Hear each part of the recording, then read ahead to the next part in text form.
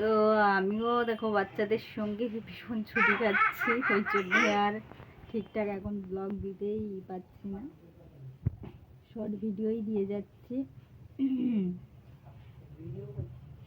আর বুঝতেই পারছো মানে গরমও পড়েছে, আজকে ওয়েদারটা অনেকটাই ভালো আছে। তো ঘুম থেকে উঠলাম দেখতেই পাচ্ছ, আর আজকে তো সানডে, তো সানডের পরিস্থিতি কীরকম বুঝতেই পারছো। অনেক দেরিতেই ঘুম থেকে উঠেছি, মনি চুপচাপ বসে আছে, মনিও উঠে গেছে আমার সঙ্গে। তো মনি চুপচাপ ওর সঙ্গে একটু আড্ডা দিচ্ছিলাম, দিয়ে ভাবলাম যে একটু ভিডিও করি। তো তোমাদের সঙ্গে কথা বলতে চলে আসলাম। কেমন আছো তোমরা অবশ্যই কিন্তু জানিও কমেন্টে, আর এভাবেই পাশে থেকো একটু। তো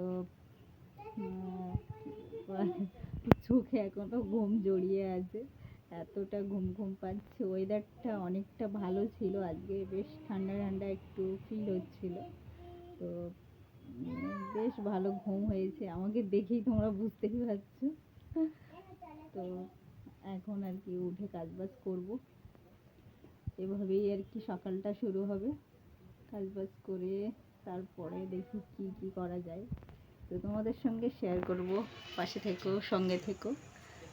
তো দেখতে থাকো আমি আজকে সকালে কি বানাবো তোমাদের সঙ্গে শেয়ার করছি, চলো। তো এই দেখো পান্তা ভাত দিয়ে আমি ফ্রাই করে নিয়েছি পান্তা ভাতের, তো দেখতেই পাচ্ছ কি সুন্দর হয়েছে। এই দেখো, তো এখানে দিয়েছি পেঁয়াজ, টমেটো, কাঁচা লঙ্কা। তো এটা কিন্তু সম্পূর্ণ জল দেওয়া ভাত ছিল। তো অনেক সময় না পান্তা ভাত আমাদের থাকলে কেউ খেতেই চায় না, জানো তো। তো ওই জন্যে এরকমভাবে করলে, একটু ফ্রাই করলে, এর মধ্যে ডিম দিলে তো আরোই ভালো লাগে। কিন্তু এই মুহূর্তে আমার কাছে ডিম ছিল না, তো ওই জন্যে আমি এরকমভাবেই করেছি, পেঁয়াজ, কাঁচা লঙ্কা, টমেটো। তো কেমন লাগছে দেখতে অবশ্যই কিন্তু তোমরা কমেন্টে জানিও।